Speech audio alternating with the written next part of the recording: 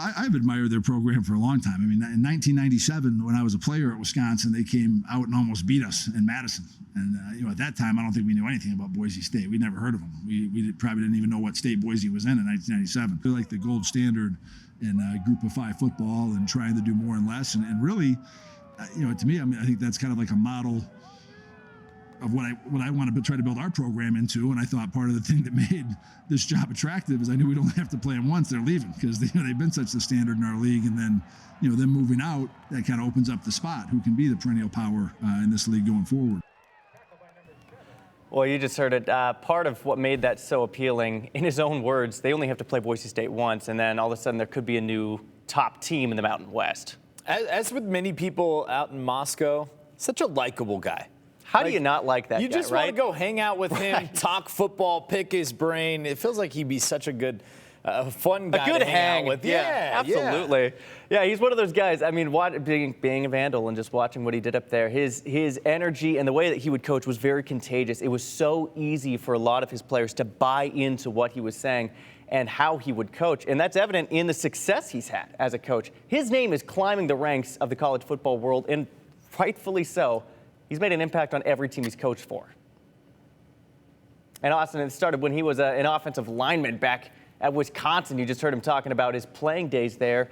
He later became a graduate assistant for the Badgers. Then quite the journey. Quite a journey. Then he took his skills, his knowledge, came up to Moscow. He was the offensive line coach for a good stretch there.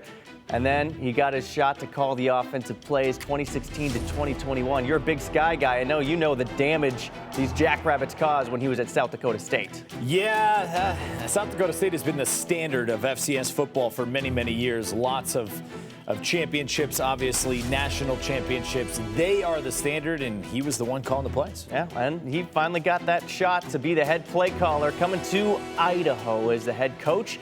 And talk about a program that had been spiraling for years. Eck comes in and he turns them into a top 10 FCS program. They made the playoffs 3 consecutive years. They almost upset Oregon last year with their now starting quarterback, Jack Lane at New Mexico.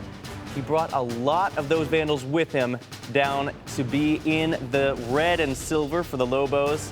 They gave Michigan a scare, crushed UCLA, and they've got their eyes set on a Mountain West championship.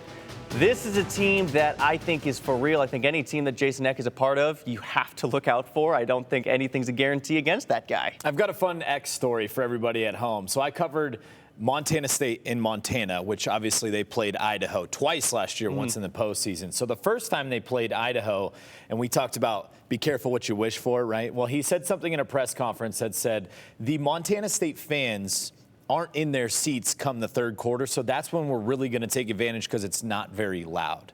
So during the second quarter before halftime, MSU posted that exact clip of his press conference on the board, on the video screen. Okay. Fans never left their seats. It was louder than I've ever heard any stadium in the FCS. Caused Idaho to get throttled in Bozeman. Yeah, that was a game I think a lot of those. Yeah, careful what you say, too, because a lot of those fans are listening. And, man, we have got such a great game ahead of us here tonight on the Blue. A night game for some Mountain